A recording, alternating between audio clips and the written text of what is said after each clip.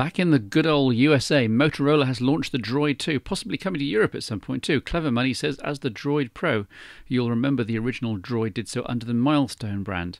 The Droid 2 is the first phone to launch with Android 2.2 on board, more on that later. Has an upgraded keyboard from the original, thank goodness. A 1 GHz processor, the same 3.7-inch TFT display, the same 5 megapixel camera, WVGA video capture, plus an 8 GB mass memory chip. The significance here is the decent QWERTY keyboard though, allied to Android 2.2 with its flexibility, upgraded application support and built-in Flash 10.1. When researching megapixels for my Camera Nitty Gritty series on All About Symbian a couple of years ago, I concluded that 5 megapixels was something of a sweet spot for stills cameras on phones, providing decent resolution for typical desktop monitor viewing and for home image printouts. The conclusion is still valid, though as my and others' ambitions have risen, the limitations of 5 megapixels, even with Carl Zeiss optics on the Nokias, have become apparent.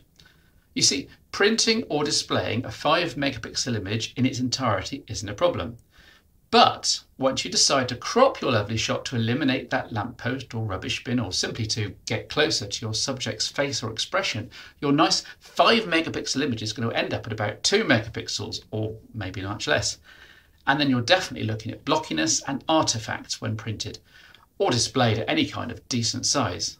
In addition, display sizes have been creeping up and up, both in terms of monitor sizes on desktops, laptops and TVs, and print sizes from home photo printers. A4 prints are now commonplace. The solution is, of course, to increase the original resolution, while not impacting quality and noise, of course, so we're also talking bigger and better sensors. To 8 megapixels or more, meaning that your cropping and trimming ends up giving you something of the order of 4 or 5 megapixels, and hopefully displaying the resulting crop won't reveal any tiresome artifacts. The result is that for anyone intending to be in the slightest bit creative in terms of improving their phone snaps, I'd argue that the new sweet spot is 8 megapixels, which is why this resolution has been popping up in more and more 2010 designs. A similar spec bump has been needed on the video front, and not just because more pixels are always better. When Nokia introduced VGA video capture in 2006 with the N93, YouTube was firmly based around quarter VGA uploads, and video editing and production was still geek territory, and mainly practiced by those with a few skills and decent desktop hardware. VGA video shoots on a phone were considered stunning at the time. Fast forward to 2010 though, and broadband 8 megabits per second is ubiquitous at home and at work. YouTube is encouraging larger and larger uploads, both in terms of resolution and file size.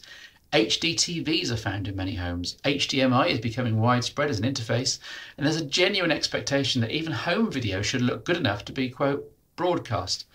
Small postage stamp videos are from a bygone age, and even VGA resolution videos playing in a frame look somewhat old-fashioned.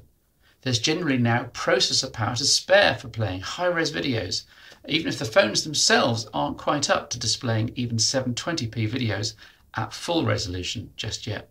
A word on jargon, 720p refers to a video frame size of 1280 by 720 pixels, but the P actually stands for progressive, and is only really relevant when talking about TV compatibility. True HD is actually 1920 by 1080 pixels. It's going to be another year or so at least before any phones start capturing that, let alone displaying it. Many phones can already capture 480p widescreen video, for example 852 by 480 pixel video frames, a widescreen version of what I've been using for the phone show for the last couple of years, and I'll be using this as a stepping stone to 720p video in the coming months. Almost every flagship phone released in 2010 will be capturing video at full 720p though, and this technology will filter down pretty quickly into the mid-tier. Each year I like to define a standard specification for phones that try to be in the top flight, and 8 megapixel stills and 720p video capture are now firmly ensconced in this spec. 8 megapixels really is the new 5.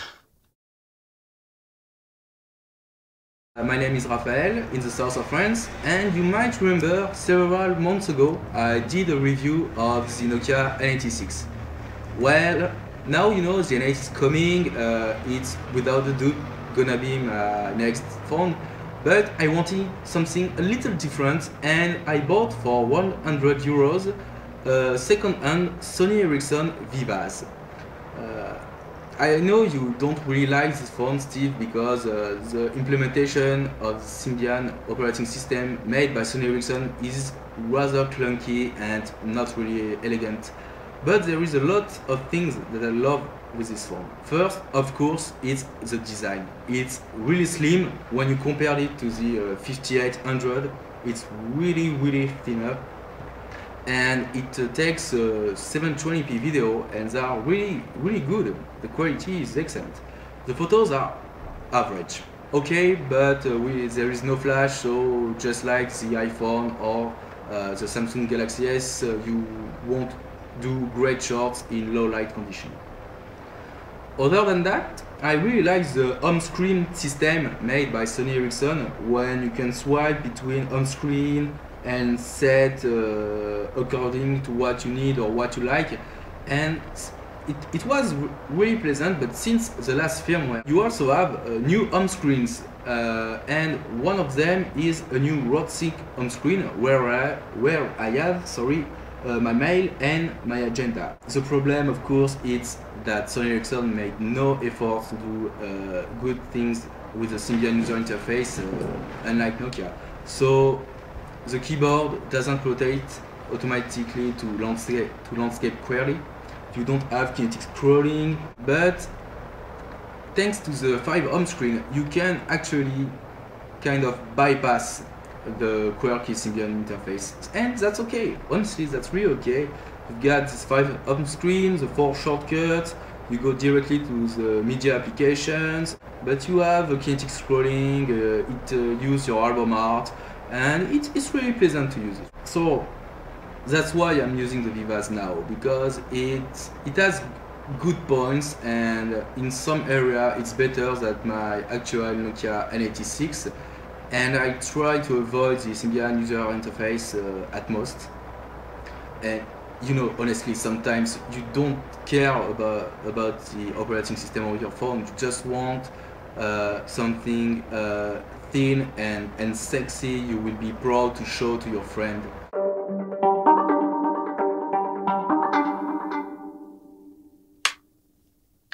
So you want to try switching to Android 2, which you've heard so much about, but you're confused by the different versions floating around. You and me both. Here's my quick guide to where we're up to with Android.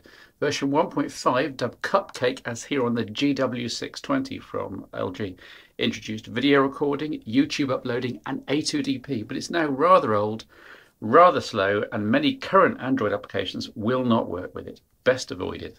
Throws it away. 1.6 Donut introduced camera and gallery improvements, their first usable instance of voice search, a better global search utility, plus, importantly, support for WVGA displays rather than the 320 by 480 of the old T-Mobile G1. 1.6 is still found on some devices, e.g. the Dell Streak, but again there are compatibility issues. A smartphone launching with 1.6 in mid-2010 is a fail, no matter what spin and overlays the manufacturer tries to fob you off with. Version 2 and version 2.1 are more curious. They're linked in that version 2 has a limited distribution, I think it was the Droid in the USA, and version 2.1 was the more widely implemented. Dubbed Eclair, yes, spot the puddings theme, it introduced big speed enhancements, support for more screen sizes, resolutions, HTML5 support, Microsoft Exchange support, camera enhancements, multi-touch, Bluetooth 2.1 support, and live wallpapers. In other words, a comprehensive next-gen update, and version 2.1 currently dominates the Android world. Most decent new Android devices come with 2.1 at the moment.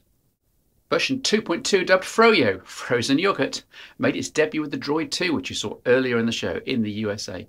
It introduces more speed, loads more enterprise support, support for sending information from the internet or from your desktop straight to a device wirelessly through the cloud, Wi-Fi tethering, if your carrier allows it, support for installing apps on SD card, yay, at last, Flash 10.1 support, I'm not sure whether that's good or bad, plus automatic and multiple application updating, so you can go to the market and just tick update all, much quicker. Again, it's a major update, and even if you go for an Android 2.1 device, make sure the manufacturer has promised a 2.2 update and before the end of this year, 2010. It's also worth noting there are differences in implementation between different manufacturers. Almost everyone wants to enhance the UI in some way, or even add to the OS itself, different for different devices. I noticed that Android 2.1 on the Motorola XT720 here included a full task manager, whereas version 2.1 on the Milestone didn't.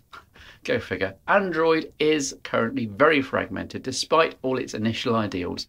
In fact, it seems that every mobile platform is fragmented in this way. It seems a natural consequence of evolution and improvement. The big exception is, of course, Apple's iPhone, as in it always, which isn't at all open and which is very tightly controlled. But even here, there are some fragmentation and compatibility concerns between the different models. In summary, then, it seems that the more recent the OS, the better, and the more confidence you have in your manufacturer to follow through with updates, the better.